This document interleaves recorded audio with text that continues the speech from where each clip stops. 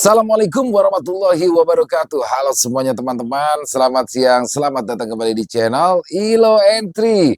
Dan masih bersama saya Ilo, semoga dimanapun teman-teman berada, teman-teman selalu dalam keadaan sehat dan berbahagia. Amin, amin, ya robbal alamin.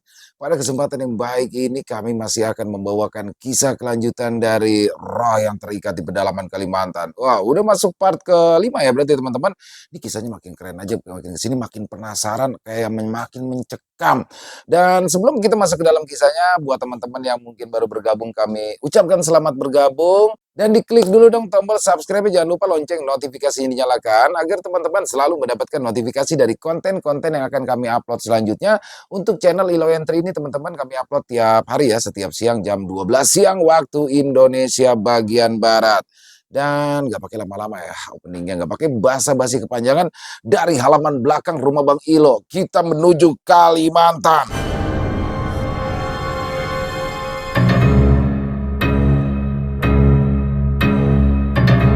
Malam mencekam di rumah Mira Kurik. Roh yang Terikat di Pedalaman Kalimantan Part 5. Mobil terus berguncang-guncang menghentak permukaan jalan yang kasar. Suara binatang malam semakin riuh, sementara lolongan anjing kian saut menyahut di atas kepala kami. Daun-daun bergemerisik ditiup angin dan ranting-ranting bergoyang pelan. Selama beberapa saat aku hanya mematung, benar-benar tak bisa bergerak. Sekujur badan membeku, bahkan mulutku rasanya terkunci hanya untuk sekedar berteriak. Nafasku memburu dan jantungku berdebar-debar tidak karuan. Kami tercengang sewaktu ada darah mulai mengalir dari kolong mobil. Darah membasahi permukaan jalan yang kotor dan penuh debu. Lampu depan dan belakang mobil terus berkedip tanpa henti, sementara bunyi klakson kian memekakan telinga. Retno, di mana Retno? Pekik Bu Lastri. Kami tersadar Retno tidak berada di antara kami. Dibio, jangan itu, seru Gali. Ya, ayo, aku dan Gali bergegas berjongkok mengintip ke kolong mobil. Ku tepis rasa takut dan menyorotkan senter handphone meski bulu kuduku merinding. Begitu melihat pemandangan yang mengerikan di bawah situ, aku langsung terlonjak. Aku terduduk, pantatku pas di atas jalan keras, bahkan handphone yang kupegang terlempar. Bu Lastri meraih handphoneku tadi, menyerahkan kembali. Kami berdua mengintip ke kolong mobil, menyusul Pak Wardoyo dan Gali yang sudah duluan. Bu Lastri menutup mulut demi menahan jerit. Di hadapan kami ada Retno yang sedang menelungkup, kepala dan baunya bergoyang pelan di kolong mobil yang sempit. Darah segar nampak menutupi mukanya. Retno, ini bapak sama ibu nak, bujuk Pak Wardoyo. Retno mendongak, menatap kami dengan senyuman. Mulutnya belepotan darah dan di celah mulutnya ada potongan daging yang menjuntai. Di hadapannya ada seekor anjing kampung dengan kepala retak dan biji mata keluar, serta mulut menganga meneteskan darah. Anjing kampung yang terlindas mobil kami. Anjing malang itu tergeletak dan Retno dengan tenang merobek perutnya dengan mulut, menjilati darah serta menelan dagingnya. Isi perut binatang itu berhamburan dan ususnya terburai. Usus itu Retno seruput hingga masuk semua ke dalam perut, kecuali Bu Lastri yang langsung menjauh untuk memuntahkan isi perut. Kami bertiga sekuat yang menahan mual. Pak Wardoyo berbuat nekat. Setelah ia melepas jaket, ia lalu merayap seraya terus memujuk Retno untuk keluar. Saat itulah kusadari lelaki itu memendam kepedihan. Suaranya terdengar putus asa dan matanya berkaca-kaca. Pak, hati-hati Pak, seru Gali. Pak Wardoyo terus merayap di kolong yang sempit tanpa memikirkan keselamatannya. Aku membantunya dengan menyorotkan senter handphone. Retno menggeram. Kedatangan sang ayah membuatnya marah. Urat di wajah dan lehernya menyembul. Tatapannya nyalang bak serigala. Retno sekonyong-konyong mencakar ayahnya sendiri. Pak Wardoyo kaget hingga kepalanya terantuk kolong mobil. Pipi Pak Wardoyo berdarah, ia meringis. Posisi yang sempit menyulitkan gerakannya. Retno kian beringas. Kepanikan semakin menjadi. Pak Wardoyo terancam. Retno kian kesetanan. Retno mengamuk. Ia mulai merayap, tangannya membentuk cakar, menimbulkan bunyi gesekan yang ngilu saat menyentuh cor semen yang terkelupas karena ulahnya. Li, bantu aku, Li, bantu. Aku berteriak meraih kaki Pak Wardoyo dan berusaha menariknya keluar. Gali hanya diam, tak bergerak dengan nafas yang tersengal. Tak kupedulikan Gali yang hanya melongo. Segera ku seret Pak Wardoyo secepatnya. Serak! Bu Lastri membantuku meski dengan air mata berlinang. Kami berhasil menyeret Pak Wardoyo keluar tepat sebelum Retno merobek pipi dan merembukan rahangnya. Begitu lepas dari kolong mobil, bergegas, Pak Wardoyo merangkak mundur lalu terduduk. Ia meringis karena perih, dagu, siku, serta telapak tangannya lecet mengeluarkan darah. Belum sempat mengambil nafas, kami lagi-lagi terperanjat. Retno sudah ada di hadapan kami dalam posisi berangkat. Ia bergerak perlahan seraya mengeram, matanya melotot sempurna dan mulutnya meneteskan liur. Retno, ayungku, Retno bicara dalam bahasa yang tak kumengerti. Suaranya serak dan menyeramkan. Retno menatapku tajam, tatapan yang mengintimidasi dan menyutkan nyaliku. Celaka, kini ia mengincarku. Retno melompat, jarinya yang membentuk cakar diacungkan ke depan dan bruk. Retno terguling, hempas ke badan jalan yang keras. Gali berhasil menerjang dan membekapnya, namun sial bagi Gali, Retno dengan mudah melempar tubuhnya. Gali tersungkur, mengerang kesakitan. Retno kembali bergerak. Kali ini ia melompat ke atap mobil lalu melompat-lompat seperti anak kecil sambil tertawa. Suaranya berat dan membuat gendang telinga terasa sakit. Aku bergegas berlari, memapak Gali yang terkapar. Gali terpincang dan pelipisnya berdarah. Mulutnya tak berhenti mengucapkan sumpah serapah. Wes, menang, bentakku. Gali tak menggubris. Ia tetap memaki, meluapkan emosi. Pak Wardoyo tercengang, sedang Bu Lastri yang terisak. Retno bertingkah ganjil, berdiri di atas atap mobil. Retno kencing di celana sambil tertawa. Air kencing mengalir melalui celah celana kain dan membasahi atap mobil. Retno lantas berjongkok, lalu menjilati air kencingnya sendiri. Kami benar-benar tak tahu harus berbuat apa, dan dilanda putus asa. Dipanggil berkali-kali Retno bergeming, ia tetap tenang, menjilati tetes demi tetes air kencingnya yang merembes hingga kaca depan. Kami mendekat perlahan dengan perasaan campur aduk antara takut juga miris. Kami berbalik badan.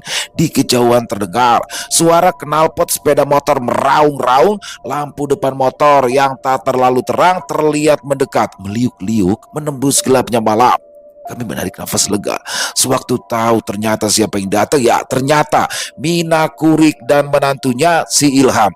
Belum sempat motor berhenti sepenuhnya, Mina Kurik melompat. Ilham gelagapan, motor bergelak liar lalu menyeruduk semak belukar. Pak Wardoyo bergegas menolongnya dan menarik motornya agar kembali ke badan jalan. Mina Kurik melangkah hati-hati, mengawasi Retno dengan seksama. Awe kau, narik gawim sih itu.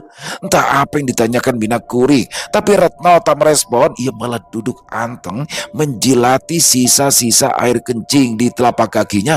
Kesal karena tak digubris, Mina Kurik mengambil sebuah kerikil lalu melemparkannya ke depan dan tepat mengenai kepala Retno. Mina Kurik kaget. Retno berpaling seraya menggeram. Mina mundur 2 langkah. Retno mengambil posisi merangkak. Keluar, jangan ganggu dia. Retno justru terbahak dengan suara serak, sementara lampu mobil terus mati menyala dan suara alarm tak berhenti berbunyi. Bawi jitu ayungku. Meski tak mengerti apa yang ia ucapkan, dugaanku setan yang ada di tubuh Retno tak mau pergi. Suara tawanya menggema dan membuat bulu kuduk merinding. Matanya yang melotot kian memancarkan amarah. Mulutnya yang belepotan darah menyeringai, memamerkan irisan daging yang menyangkut di gigi. Mina Kurik justru meratap tajam ke arah Retno, seolah menantang. Meski ia tampaknya juga deg-degan, Mungkin karena merasa geram, Retno mengambil ancang-ancang untuk menerjang. Kami yang melihat menjadi gugup, takut kalau Retno menerkam Mina Kurik. Mina Kurik bergerak cepat. Ia mengeluarkan sesuatu dari dalam tas rotan yang ia panggul, sebuah benda berupa tali berwarna hitam yang terbuat dari jalinan sabut kelapa, sebuah benda yang belakangan ku ketahui disebut tali haduk. Mina menghempas-hempas tali itu ke permukaan jalan, mengeluarkan bunyi seperti letupan petasan. Retno bergerak mundur sambil terus menggeram, mulutnya menyeringai, giginya bergemelutuk sementara liurnya menetes di celah bibir. Retno bergerak ke kiri dan ke kanan, mencari celah untuk menyerang. Akhirnya, Mina Kurik memberanikan diri maju ke depan, hendak mencambuk, tapi Retno dengan gesit menghindar dan melompat ke belakang mobil. Kami bergegas mengepung Retno, menutup celahnya untuk kabur. Retno mendengus, deru nafasnya terdengar kencang. Lagi-lagi ia tertawa, menatap kami satu persatu. Kalau ingin gadis ini kembali, maka yang kalian dapati hanyalah mayatnya. Retno kemudian duduk dengan cara yang aneh, dan kami tak tahu apa yang hendak ia lakukan. Tanpa diduga-duga, Retno mulai mencekik lehernya sendiri, kepalanya miring ke kanan, lidahnya terjulur, dan matanya melotot. Retno mulai tersedak, kuku jarinya yang tajam menembus kulit leher. Darah mulai mengalir. Sekuat tenaga Retno hendak mencongkel batang tenggorokannya sendiri. Terjadi kegaduhan. Kami langsung berlari untuk mencegahnya membunuh diri sendiri. Kami menarik tangannya, tapi kalah kuat. Sungguh mencengangkan. Tenaga 6 orang dewasa tidak ada apa-apanya dibanding kekuatan Retno yang bertubuh kurus. Harusnya tenaga Retno bukanlah masalah bagi kami, tapi yang terjadi justru sebaliknya. Justru kamilah yang dibuat kelelahan menarik tangannya. Dengan mudah, Retno melempar kami satu persatu ke segala arah. Aku terpental beberapa meter, hempas, lalu terguling di badan jalan. Dadaku terasa remuk akibat tendangannya, pelipisku berdarah dan bibirku pecah. Tangan dan sikut juga lecet akibat tergesek permukaan jalan. Aku berusaha bangkit, tapi tenagaku telah habis. Bahkan untuk menggerakkan tangan pun sudah tak mampu lagi. Aku benar-benar terkulai tak berdaya. Beberapa meter di depan, Retno telah terbaring dalam posisi tangan masih mencengkram leher, tubuhnya melenting, dan wajahnya kian memerah. Matanya melotot sempurna, sementara liur bercampur darah menetes melewati lidah yang terjulur. Retno, pekiku dengan air mata berlinang. Tak ada lagi yang bisa kulakukan selain menangis, menyaksikan orang yang paling berarti dalam hidupku kini sedang melepas ajal dari arah hutan. Anjing liar melolong panjang dan bersahutan, seolah memberi kabar kematian kepada penghuni perbukitan. Tidak, perjuanganku tidaklah boleh sia-sia. Kukumpulkan sisa tenaga. Aku bangkit meski tertatih. Aku berlari terpincang dan menepi semua rasa sakit di sekujur badan. Kulihat Mina Kurik dan Ilham sudah berjibaku, berusaha melepas cekikan Retno di lehernya sendiri. Bantu pegang kakinya, seru Mina Kurik panik. Dengan siap, aku memegang kedua kaki Retno yang menghentak-hentak. Selang beberapa saat, Gali dan Pawardoyo sudah membantu disusul Bulastri. 5 orang dewasa kini memegangi tangan dan kaki Retno yang terus berontak. Sementara Mina Kurik mulai membaca doa. Mina Kurik bersenandung, melantunkan doa suci dalam bahasa Sang Hyang, bahasa para leluhur. Jarinya yang kurus ditempelkan di jidat Retno. Cekikan Retno mulai melemah dan tubuhnya terlihat kelelahan. Tidak ingin menyiapkan kesempatan, kami segera meraih tangan Retno. Namun sungguh sial, Gali malah terpleset dan tubuhnya menghantam Mina Kurik. Keduanya terjatuh dan lantunan doa Mina Kurik terhenti. Retno kembali menemukan kekuatan. Ia kembali berontak, ia bahkan berusaha menggigitku dan Ilham yang memegangi tangannya. Ia berteriak, meronta, dan berusaha mencakar, menendang serampangan. Tali, pakai tali, teriak Mina. Kurai tali haduk yang tergeletak di samping. Sekuat tenaga kuikat tangan dan kaki Retno. Mina Kurik kini sudah di sebelahku, kembali melantunkan doa pengusir roh jahat. Dibantu Ilham, kami akhirnya berhasil mengikat tangan dan kaki kaki Retno, sedangkan Gali, dia hanya bisa terbaring. Mina Kurik yang kelelahan akhirnya terduduk di samping Retno yang sudah tak leluasa bergerak. Meski tangan dan kakinya terikat kuat, Retno masih berusaha berontak. Retno bahkan meludahi Mina Kurik, mungkin karena kesal upayanya bunuh diri menjadi gagal.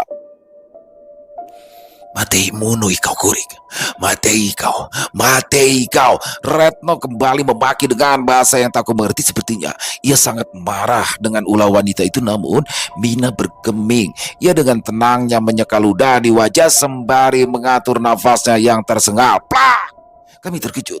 Mina Kurik tiba-tiba menampar pipi Retno dengan keras. Bukannya kesakitan, Retno justru tertawa setelah meludahi Mina Kurik sekali lagi. Tubuhnya melemah seperti orang mengantuk. Tangan kerasnya terkulai jatuh tanpa tenaga. Dadanya kembang kempis teratur. Matanya terpejam. Retno kini tergolek tak berdaya. Matikan alarm mobil itu. Berisik. Keluh Mina yang masih terduduk. Melihat Retno dalam keadaan pingsan, kami pun langsung memasukkan tubuhnya ke dalam mobil tanpa membuka ikatan. Bu Lastri segera mengambil tisu dan membersihkan wajah anaknya yang belepotan cipratan darah. Air matanya tak berhenti jatuh melihat keadaan anaknya yang memprihatinkan. Pak Wardoyo yang hendak duduk terperanjat. Mina Kurik mencengkram-keram bajunya. Ia kebingungan. Mina Kurik menatapnya penuh amarah. Ia hampir jatuh, diseret paksa keluar. Bu Lastri yang sedang merawat Retno hanya bisa terperangah. Apa yang kau lakukan? Berapa baju yang kau bawa? Ha? Baju? Baju apa? Pak Wardoyo kebingungan. Jangan pura-pura, sentak Mina Kurik. Wanita parubaya itu menyingkap paksa baju Pak Wardoyo yang tertutupi jaket. Ia meraba bagian pinggang, tapi benda yang ia cari rupanya tidak ada di situ.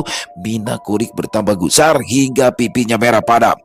Sudah kubilang, jangan berani keluar malam untuk bepergian jauh. Benda apapun yang kau pegang tidak akan cukup untuk melindungi putrimu, malah justru memancing yang lain untuk mengetesmu. Pak Wardoyo tak berkutik. Ia hanya diam mendapatkan kata-kata penuh amarah dari Mina Kurik. Aku dan Gali merangsek maju memisahkan kedua orang tua itu. Sudah, tidak penting.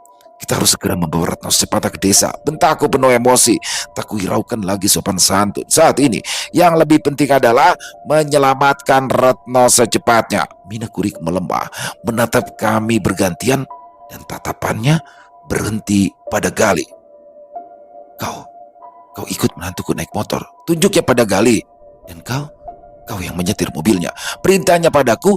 Mina Kurik lalu mendekati Ilham, menyerahkan sesuatu dari tas rotan yang ia panggul. Ia mengeluarkan sebuah belati khas suku Dayak, sebuah benda yang kemudian ku kenal dengan sebutan dohong. Nah, hati-hati. Jangan ragu untuk menggunakannya. Ilham mengangguk lalu menyelipkan benda itu di pinggang seraya melirik Gali dengan sorot mata tajam. Aku menatap Gali dan ia mengangkat kedua pundaknya dengan mata mendelik. Ia sepertinya bingung tapi tak mau menanggapi. Ia lantas menyusul Ilham yang sudah menyalakan mesin motor. Sejurus kemudian, kami sudah beriringan menuju desa. Di depan, motor meliuk-liuk menghindari lubang, bergerak menembus gelapnya malam. Duduk di samping, Mina Kurik menatap nanar ke depan. Entah apa yang ia pikirkan, aku hanya fokus menyetir mobil, mengikuti Ilham dan Gali di depan. Setelah beberapa menit, gerbang desa sudah terlihat di depan mata. Ucapan selamat datang tertulis di papan melintang dengan ornamen khas suku Dayak. Kami melaju dengan kecepatan sedang, melewati rumah-rumah penduduk yang diterangi cahaya lampu temaram.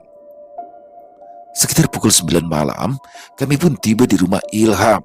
Sebuah rumah sederhana yang berbahan kayu ulin, ciri khas rumah pedesaan di Kalimantan. Halamannya juga cukup luas, tidak seperti rumah di kota yang sudah rapat dan jarang memiliki pekarangan. Para tetangga sepertinya sudah tertidur pulas. Tidak ada orang yang berlalu lalang yang kami temui. Suasana desa benar-benar sepi, bahkan mati. Suara jangkrik dan burung hantu terdengar lantang, membuat suasana desa yang sepi terasa kian suram. Aku memarkir mobil di bawah pohon rambutan yang tak berbuah. Di samping mobil keluarga berwarna hitam, mungkin mobilnya Ilham. Ilham yang sudah duluan tiba bersama Gali membunyikan klakson motor memberitahu penghuni rumah bahwa kami sudah datang. Seorang wanita muda yang mengenakan jilbab membuka pintu. Ternyata adalah istrinya Ilham.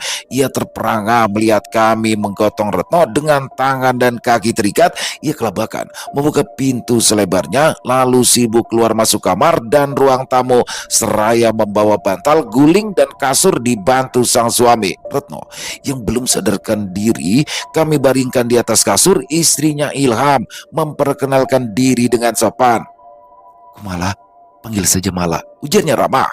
Ia kemudian bergegas ke dalam kamar, lalu datang lagi dengan membawa kotak P3K sambil menunggu apa yang akan dilakukan Mina Kurik selanjutnya. Kami membersihkan luka masing-masing. Aku menggigit bibir menahan perih sewaktu alkohol dan kapas menyentuh luka di mulut. Mina, apa ikatannya dibuka saja? Sepertinya Retno sudah tenang, usul Gali sambil meringis. Kalau dia mengamuk lagi, apa kau sanggup menenangkannya? Saut Mina gusar. Gali menelan ludah. Setelah itu ia tak bicara lagi. Retno harus menjalani ritual papandui. Dimandikan di atas lesung tunggal. Raganya harus dibersihkan dulu dari wangi darah yang bisa mengundang kambe, para makhluk halus. Jika ia kuat, malam ini kita bisa mengariau, menjemput rohnya dari alam jata. Jika tidak, terpaksa kita tunda sampai dia benar-benar sehat, ungkap Mina Kurik seraya menyiapkan sirih pinang untuk diakunya. Alam jata, tanya Bu Lastri. Alam bawah, alam tempat tinggal para arwah bergentayangan dan makhluk halus. Bu Lastri hanya pasrah dengan apa yang dilakukan Mina Kurik. Bagaimanapun juga hanya wanita itu harapan kami saat ini. Kalian sebaiknya cuci muka dan kaki dulu di belakang. Lurus saja ke dapur, buka pintunya. Ada tempat jemur pakaian. Di situ ada keran. Lanjut Mina Kurik. Usai membersihkan badan, kami berkumpul di ruang tamu menikmati hidangan tuan rumah. Retno masih terbaling dalam kondisi memprihatinkan. Bu Lastri dengan telaten membersihkan wajah dan kaki anaknya yang kotor menggunakan air hangat. Malah bolak-balik ke kamar, memastikan bayinya tertidur pulas. Aku tahu dia cemas. Keadaan Retno bisa saja mengganggu anaknya yang belum genap berumur 3 tahun. Di belakang, Mina Kurik tengah menyiapkan keperluan ritual papandui. Tidak seperti di Jawa menggunakan kembang 7 rupa. Bahan yang digunakan Mina Kurik sangat sederhana. Dia hanya menggunakan beberapa lembar daun sawang serta kembang maya. Selain itu, juga ada beberapa lembar kain putih dan sarung tapi bahalai yang sudah tersusun rapi. Pakaian ganti Retno juga disiapkan, disusun di pojok agar tidak terkena cipratan air, kata Mina. Bahan yang diperlukan sudah ia siapkan sebelumnya, hanya saja ia tidak menyangka kami datang lebih cepat dari yang direncanakan. Aku dan Gali membantunya menggotong lesung menuju area paling belakang rumah, tempat di mana mencuci dan menjemur pakaian. Area belakang ini cukup luas, layaknya teras tapi tertutup seng sekeliling sebagai tembok. Beberapa tali untuk menjemur pakaian tampak membentang.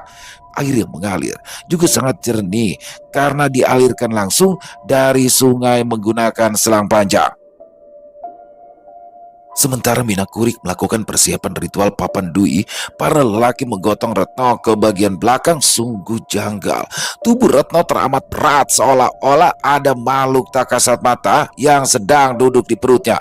Kami berempat sampai ngos-ngosan mengangkatnya, bahkan tubuh kami telah banjir keringat.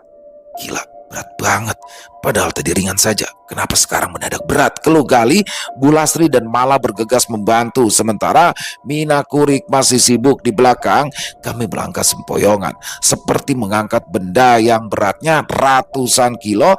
Aku terengah-engah dan hampir tak sanggup lagi. Hampir saja aku menjerit melihat ada anak kecil yang tiba-tiba saja berlari dan berhenti tepat di depan dapur. Aku menarik nafas lega. Ternyata itu adalah cucunya Mina Kurik. Bocah itu hanya berdiri di antara dapur dan lorong ruang tamu. Ia menghisap jari mungilnya, menatap ayahnya sambil tertawa khas. Anak kecil mungkin melihat ayahnya kesulitan menggotong Retno adalah pemandangan lucu baginya.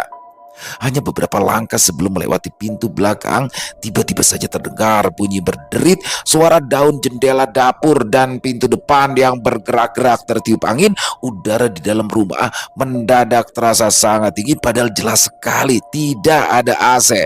Dari arah luar, suara burung hantu tak henti-hentinya memanggil. Suara itu terdengar kian dekat, persis di samping rumah. Dari kejauhan, sayup-sayup terdengar suara anjing yang melolong panjang. Kami semakin gugup dan berusaha mempercepat langkah. Sadar ada yang tidak beres di belakang. Mina Kurik berteriak menyuruh kami agar lebih cepat. Brak! Kami terlonjak kaget. Pintu belakang terbanting. Retno terlepas dari tangan dan mengeluarkan bunyi benturan keras di lantai. Buka! Buka! Pekik Mina Kurik panik. Pintu belakang ia gedor-gedor hingga daun pintu bergetar hebat. Dip, Retno ungkap Gali dengan nafas berat. Tergeletak di lantai, Retno telah membuka mata. Ia tersenyum misterius dengan raut wajah seram. Kepalanya bergoyang pelan, sedangkan tali haduk yang mengikat tangan dan kakinya kini sudah terlepas. Kami semua berdiri terpaku bagai terkena hipnotis. Tubuh dan kaki benar-benar tak bisa digerakkan. Di belakang, Mina Kurik terus menggedor-gedor pintu dan berteriak panik. Pintu berguncang hebat, membuat dinding dapur bergetar. Panci dan penggorengan yang tergantung di dinding berjatuhan dan menimbulkan bunyi yang menyakitkan gendang telinga. Aku merinding menyaksikan Retno mulai berdiri perlahan dengan rambut acak-acakan. Ia menoleh ke arah kami sesaat, menyeringai, mengerikan, lalu melangkah pelan kerak pisau dan meraih yang paling tajam. Retno kemudian menatap anaknya Ilham dengan sorot mata menyala-nyala. Bocah malang itu tak kuasa menahan takut. Ia menangis kencang. Kami semua menahan napas saat jarak Retno dan bocah kecil itu hanya sisa selangkah. Pisau yang ia genggam diangkatnya ke atas. Kilatannya yang terkena cahaya lampu menyilaukan mata. Di samping, Ilham menjerit panik dan malah berteriak histeris dengan air mata bercucuran. Serat! Semua tercekat. Retno menghujamkan pisaunya. Selama beberapa detik aku terdiam, mencoba menelaah apa yang terjadi. Teriakan demi teriakan yang tadi bergema seketika menjadi hening. Dunia terasa hampa dan bergerak sangat lambat, malah menjerit histeris. Tapi suaranya seolah lenyap. Tidak ada yang bisa kudengar kecuali kesunyian. Brak! Pintu belakang akhirnya terbuka dan aku kembali tersadar. Mina Kurik merangsek membawa seember air berisi kembang dan daun bayang. Beberapa langkah di depan, Retno menggeram penuh amarah. Pisaunya menancap dalam di dinding kayu beberapa jengkal di samping kepala anaknya Ilham. Rupanya bocah kecil itu berhasil menghindar lalu berlari terseok-seok ke ruang tamu dengan jerit tangis. Biur! Siraman Mina Kurik membuat Retno menjerit. Ia kaget bukan main, lalu tersungkur di lantai menggelepar bagai ikan di darat. Pisau yang ia pegang terlempar. Ternyata air yang digunakan untuk memandikan Retno cukup ampuh. Buktinya Retno mengalami gejala kejang yang agak janggal. Tubuhnya mengeluarkan asap diiringi suara desis seperti panci panas yang terkena percikan air. Saat itu juga kami bagai terbebas dari belenggu tak kasat mata. Tangan dan kaki yang tadi terkunci kini sudah bisa digerakkan. Kami langsung berhamburan mendekati Retno, sedangkan Mala dan Ilham terbirit menyusul anaknya dengan linangan air mata dan jerit histeris. Retno kejang-kejang dengan mulut mengeluarkan liur dan busa. Matanya melotot, tubuhnya mengentak-entak. Cepat, bawa dia ke belakang, sentak Mina Kurik dengan ekspresi panik. Retno berhasil kami gotong dan didudukkan di atas lesung tunggal tanpa masalah berarti. Tatapannya kosong seperti orang linglung. Mulutnya juga tak berhenti bergumam tak jelas. Kain tapi bahalai disampirkan di pundaknya menutupi bagian atas tubuhnya, melapisi pakaian yang ia kenakan. Sedangkan tangan dan kakinya terikat kain putih. Tinggalkan kami. Papandui perempuan hanya boleh disaksikan oleh perempuan, terang Mina Kurik. Aku, Gali dan Pak Wardoyo terpaksa menjauh meninggalkan Mina Kurik dan Bu Lasri di teras belakang. Sedangkan Mala dan Ilham sepertinya masih sibuk di dalam kamar untuk menenangkan anaknya yang trauma. Mina Kurik menutup pintu dan kami menunggu dengan cemas. 5 menit berlalu, hanya terdengar bunyi guyuran air. Semuanya tampak normal hingga akhirnya terdengar suara rintih kesakitan. Entah apa yang terjadi di belakang sana. Retno kini mulai menangis. Tangis yang awalnya terdengar lirih kian lama kian terdengar nyaring. Suaranya mendayu, menyayat hati seperti memendam penyesalan yang mendalam. Otakku mulai mencerna kejadian barusan. Aku yakin sekali ikatan tangan Retno tidak mungkin terlepas begitu saja. Seolah tersadar, aku segera bangkit. Kemana? Tegur Gali. Aku hanya diam, melangkah tergesa menuju ruang tamu. Pikiranku saat itu adalah keranjang sampah yang ada di pojokan. Di tempat itulah tadi Mina Kurik membuang tali haduk seraya mengucapkan sumpah serapah. Tak perlu waktu lama. Benda yang kucari akhirnya ketemu. Segera kuacak dengan tangan. Kupilah di antara tumpukan bungkus rokok, tas kresek, serta bungkus Indomie. Aku terpana. Benda yang kucari akhirnya ketemu. Potongan tali haduk seukuran 2 jengkal. Namun ujungnya tampak janggal. Terlalu rapi. Jika diputus secara paksa, jelas sekali tali haduk ini bukan diputus begitu saja, tapi ada yang sengaja memotongnya dengan menggunakan benda tajam. Pertanyaannya siapa? Ngapain, Dip? Aku terperanjat. Pak Wardoyo sudah ada di belakang. Entah saja kapan ia mengikuti. Aku tidak mendengar suara langkah kakinya. Anu Pak, mencari rokok. Kayaknya rokokku tidak sengaja terbuang. Kayaknya tadi masih ada 3 batang, tapi kotaknya sudah keburu kubuang. Jawabku gelagapan. Pak Wardoyo mendelik. Menyadari aku berbohong, ia menatap curiga, dan aku berhati-hati menyembunyikan apa yang kutemukan ke bawah tumpukan sampah. Ya wes, nanti isep saja rokokku. Kalau mau, rokok orang tua, gudang garam. Pak Wardoyo berbalik, lalu kembali melangkah ke arah dapur. Aku menatap punggungnya yang ringkih. Rasanya mustahil jika ia menghalangi Retno untuk kembali ke Jawa. Apalagi perbuatan Retno sangat membahayakan orang lain. Bahkan ia hampir saja merenggut nyawa seorang bocah kecil. Namun jika demi menyelamatkan Retno agar tidak menjadi tumbal pesugihan, bisa saja dia berbuat tega mengorbankan orang lain. Aku melangkah pelan kembali ke dapur. Pikiranku berkecamuk. Pertanyaan berikutnya adalah tentang motif. Siapa yang paling diuntungkan jika Retno gagal pulang ke Jawa? Aku menatap Galih yang tengah asik berbincang dengan Pak Wardoyo. Tadi dialah yang paling dekat dengan posisi tangan Retno, sementara aku yang memegang kaki. Bisa saja di saat kami dilanda kepanikan, ia dengan cepat memotong ikatan Retno, entah dengan pisau lipat atau semacamnya. Namun jika Galih memang pelakunya, kenapa dia harus repot mengabarkan pada kami tentang keberadaan Retno di Kalimantan? Semakin dipikir, semakin otakku tawara saat ini. Aku hanya bisa berharap apapun yang dilakukan Mina Kurik akan membuahkan hasil. Malam semakin larut dan udara terasa bertambah dingin. Rumah berdinding kayu ini ternyata tak cukup untuk menahan udara dingin dari luar. Di belakang, suara tangis Retno kemudian berubah menjadi tawa dengan suara berat. Kami yang menunggu di dapur merinding. Suara tawa itu terdengar begitu mengerikan, begitu mengintimidasi dan menciutkan nyali. Dari luar rumah, suara burung hantu terus memanggil dan anjing melolong kian lantang. Srek, srek. Kami sedikit kaget, lalu saling pandang. Meja dapur mulai berguncang pelan, bergoyang miring ke kiri dan ke kanan. Piring dan gelas yang tersusun di atasnya perlahan bergetar. Aku merasa janggal. Kenapa meja itu bisa bergerak sendiri? Persis adegan di film horor. Meja itu tiba-tiba terlempar, meluncur deras ke arah kami yang sedang duduk menunggu di depan pintu pembatas belakang. Tanpa sempat menghindar refleks, aku menyilangkan tangan, tapi sia-sia. Prang! Aku tersungkur, merasakan sakit di pergelangan tangan dan jidat. Pak Wardoyo merintih dan Galih memekik. Sebuah meja kini menindih kami bersama pecahan beling. Di belakang, Retno terbahak sangat kencang, diiringi geraman kemarahan. Suara tawanya melemah, lalu perlahan berganti rintihan kesakitan. Ilham berlari dari dalam kamar, lalu tercengang kala melihat meja terbalik serta pecahan piring dan gelas berserakan di lantai.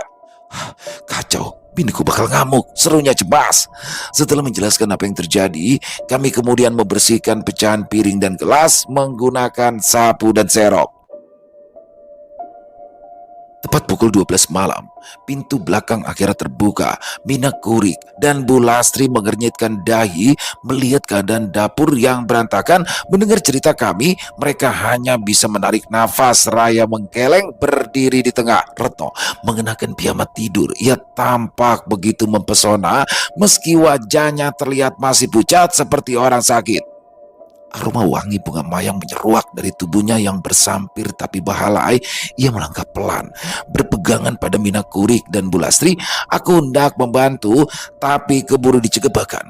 Pak Wardoyo pun dilarang menyentuh anaknya. Kami hanya mengekor di belakang, menyaksikan Mina menuntun mereka menuju kamar yang ditempatinya.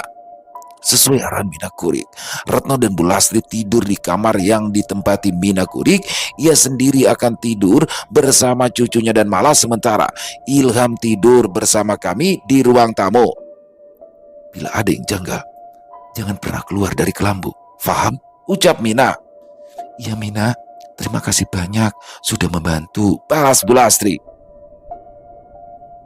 Kami tidur seadanya di ruang tengah beralaskan karpet dan berbantal jaket. Ilham telah mematikan lampu, hanya mengandalkan cahaya dari lampu dapur yang dibiarkan tetap menyala. Gali dan Ilham sudah mendengkur, sedangkan Pak Wardoyo mengkerut bagai udang. Entah kenapa aku begitu sulit tertidur meski sudah sangat mengantuk dan lelah. Begitu memejamkan mata, aku melihat ada bayangan wajah yang mengerikan sedang menatapku. Pandangan yang awalnya gelap lalu muncul titik putih yang berputar-putar. Titik itu lama-lama membesar hingga membentuk wajah mengerikan, wajah dengan mulut menganga lebar sementara kulitnya melepuh seperti direbus dalam air mendidih. Aku akhirnya membuka mata, mengusir bayangan wajah tadi, tapi aneh, begitu menutup mata, wajah seram tadi langsung muncul. Kejadian ini terus berulang sewaktu menutup mata hingga membuat kepalaku terasa sakit.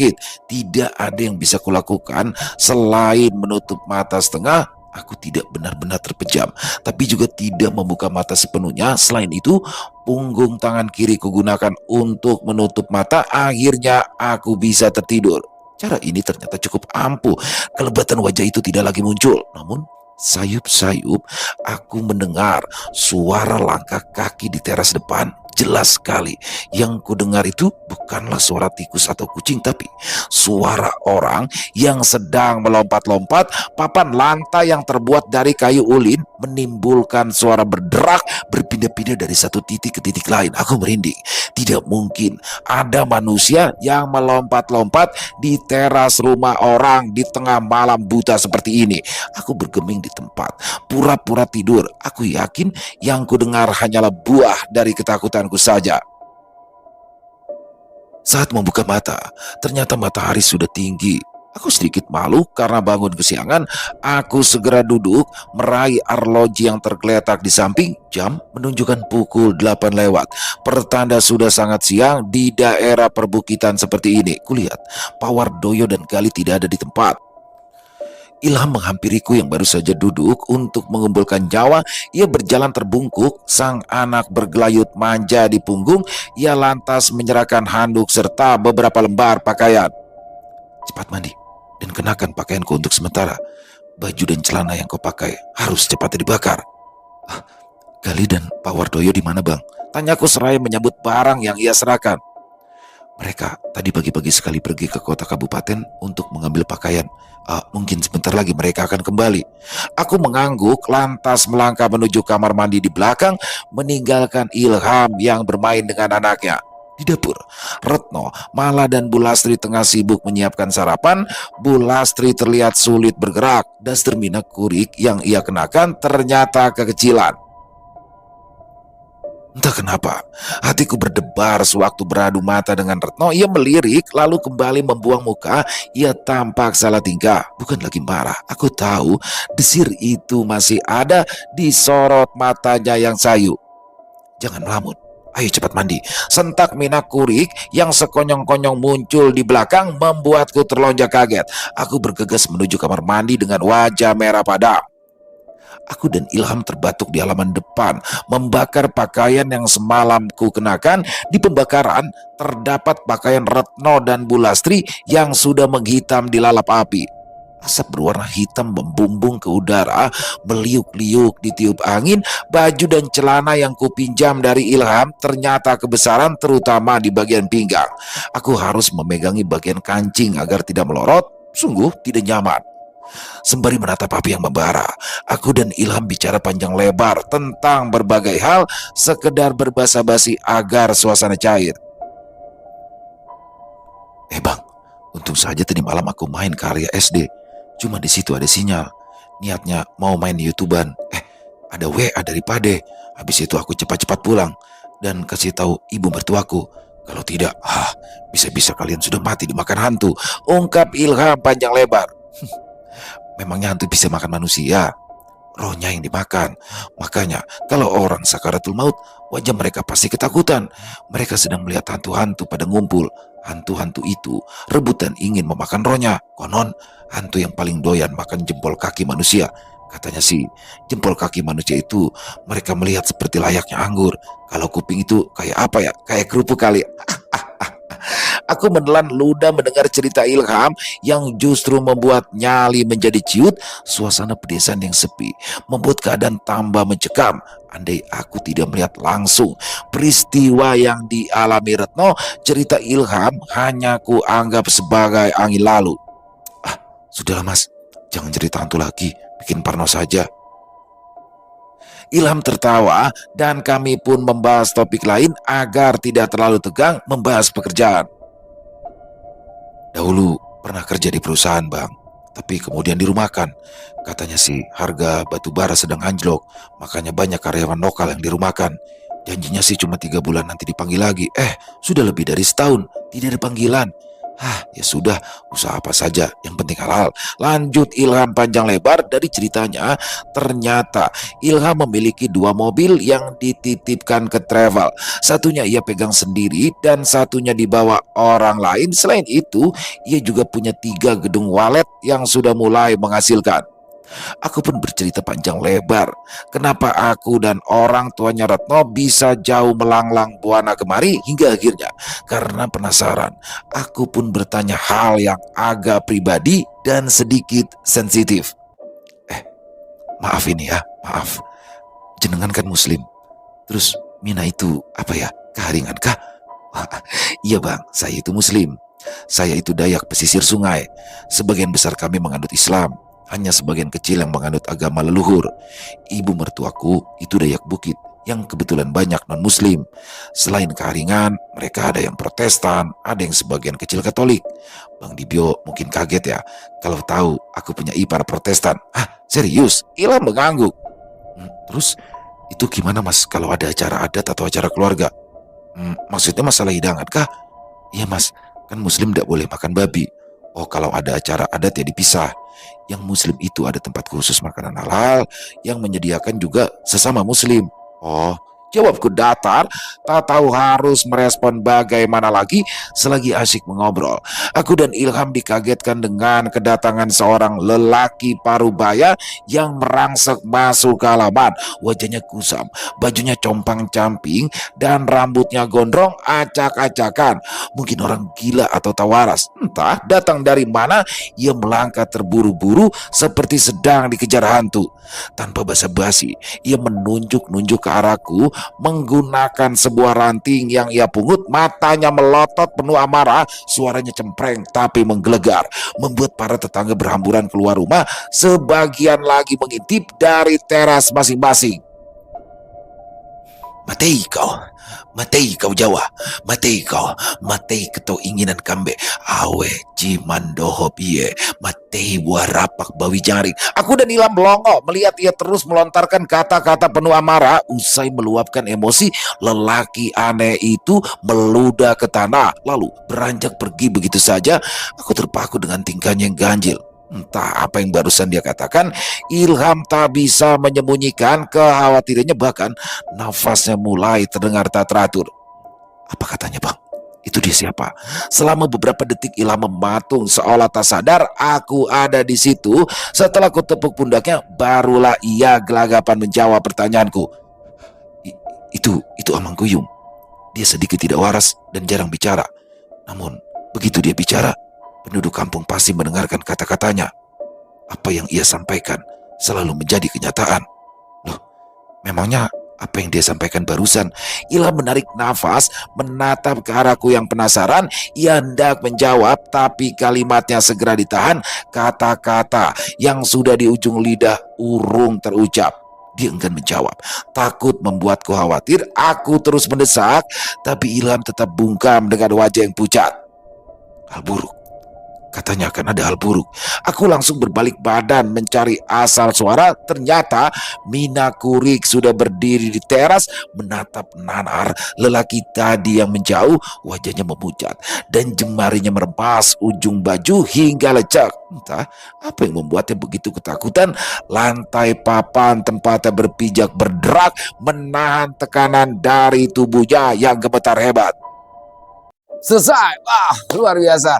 Kisahnya makin keren aja Bang Beben. Asli keren banget Bang Beben ini kisahnya. Dan aduh, apa ya, makin mencekam. Dan bagaimana akhirnya Mina Kurik bisa datang dan teman-teman pasti bingung, kok Mina Kurik bisa datang ya ke lokasi mobil dia mogok. Tapi ternyata di situ terjawab bahwasanya Pak Wardoyo sudah mengirimkan WhatsApp ya ke Ilham, tapi memang baru terbaca karena memang di daerah perbukitan itu sinyalnya kurang baik. Dan disitulah Mina Kurik langsung cek, ternyata memang benar. Dan keren banget, di sini langsung dibawa ke rumah Mina Kurik dan di situ dilakukanlah berbagai macam ritual. Salah satunya adalah ritual Papandui ya, kalau nggak salah ritual Papandui ini adalah ritual pembersihan. Overall keren banget kisahnya dan makin penasaran nih, sebenarnya siapa sih aktornya, siapa nih di balik ini semua? Apakah Galih? Apakah Pak Wardoyo atau orang lain? Bang Beben pinter banget dibawa ke sananya. Dan apa ini ngeselinnya kalau kisah-kisah kayak gini tuh sudah selesai belum move on nih ya. Terima kasih kepada Bang Beben atas kisah luar biasanya dan semoga kisah ini bisa menghibur teman-teman semua para pecinta penikmat horor misteri, lebih khususnya lagi kepada para subscriber dari channel Ilo Entry. Kami juga ingin mengucapkan terima kasih ya kepada seluruh teman-teman yang sudah selalu setia hadir, yang sudah selalu setia mendukung kami, karena teman-teman saya selalu bersemangat berkarya di setiap harinya. Dan oh iya, sekali lagi buat yang belum subscribe, ayo dong diklik tombol subscribe, jangan lupa lonceng notifikasinya dinyalakan agar teman-teman selalu mendapatkan notifikasi dari konten-konten yang akan kami upload setiap harinya. Dan di akhir kata, saya mengucapkan permohonan maaf apabila mungkin dalam pembawaan kisahnya barusan ada kata-kata saya yang salah ataupun ada kata-kata saya yang kurang berkenan. Saya mohon dibukakan pintu maaf yang seluas-luasnya. Dan sampai berjumpa lagi besok siang jam 12 siang ya. Masih bersama saya Ilo di channel Ilo Entry untuk part ke-6 dari kisah roh yang terikat di pedalaman Kalimantan. Salam sehat, sukses selalu untuk kita semua. Wassalamualaikum warahmatullahi wabarakatuh.